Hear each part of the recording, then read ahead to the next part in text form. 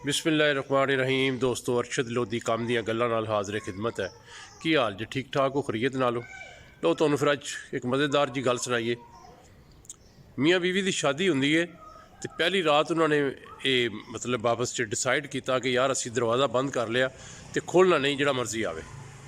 ਉਹਨਾਂ ਕਿਹਾ ਠੀਕ ਹੈ ਜਨਾਬ। ਦਰਵਾਜ਼ਾ ਉਹਨਾਂ ਬੰਦ ਕਰ ਲਿਆ ਤੇ ਕੁਛ ਦੇਰ ਬਾਅਦ ਦਰਵਾਜ਼ਾ ਜਿਹੜਾ ਹੈ ਉਹ ਖਟਖਟਾਇਆ ਤੇ ਦੁल्हे ਦੀ ਵਾਲਦਾ ਤੇ ਵਾਲਦ ਜਿਹੜੇ ਨੇ ਉਹ ਜਨਾਬ ਬੱਚਿਆਂ ਨੂੰ ਨੇਕ ਤਮੰਨਾ ਦੀਆਂ ਦੁਆਵਾਂ ਦੇਣ ਵਾਸਤੇ ਉਹਨਾਂ ਨੇ ਜਨਾਬ ਦਰਵਾਜ਼ਾ ਖੜਕਾਇਆ।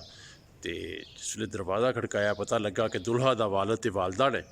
ਤੇ ਦੁल्हा ਨੇ ਦੁल्हन ਨਾਲ ਦੇਖਿਆ, ਦੁल्हन ਨੇ दुल्हा ਨਾਲ ਦੇਖਿਆ ਤੇ ਉਹਨਾਂ ਨੇ ਜਨਾਬ ਇਸ ਗੱਲ ਨੂੰ ਇਗਨੋਰ ਕਰ ਦਿੱਤਾ ਤੇ ਦਰਵਾਜ਼ਾ ਨਹੀਂ ਖੋਲ੍ਹਿਆ। ਉਹ ਦਰਵਾਜ਼ਾ ਖਟਖਟਾ ਕੇ ਤੇ ਫਿਰ ਚਲੇ ਜਾਂਦੇ ਨੇ।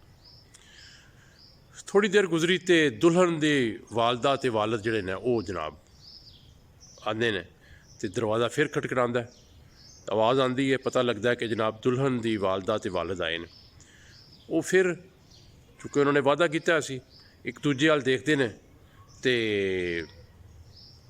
दुल्हन जी कहती है कि नहीं, मेरे बस की गल नहीं कि मेरे माँ बाप आए हैं तो मैं दरवाज़ा जरूर खोलना है।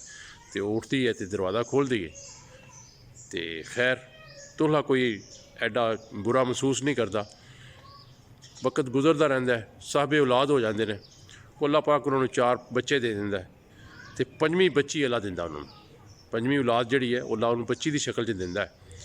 तो वह बंदा जिहड़ा हुंदा है बहुत वड्डी पार्टी का अरेंज करता है, बहुत वड्डी पार्टी, अपने तमाम रिश्तेदार दोस्त अहबाब सब नूं बुलांदा है, यानी एक खीर कर दिंदा पार्टी, बहुत वड्डी पार्टी।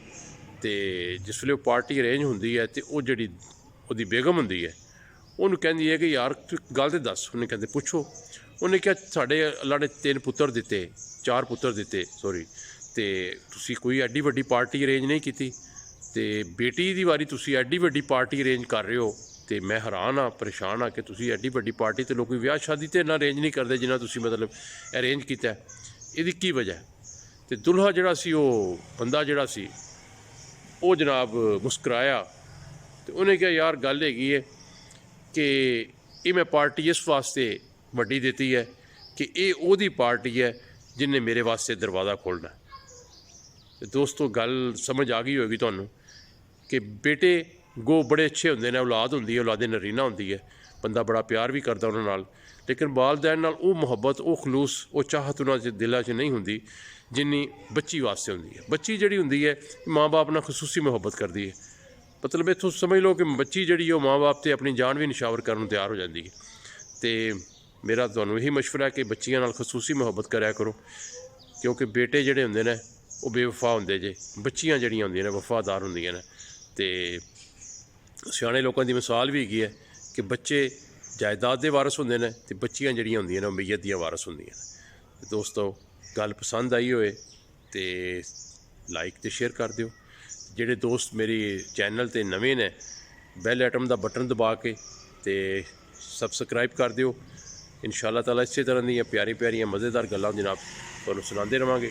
अगली वीडियो फिर मुलाकात होएगी। अल्लाह हाफिज़।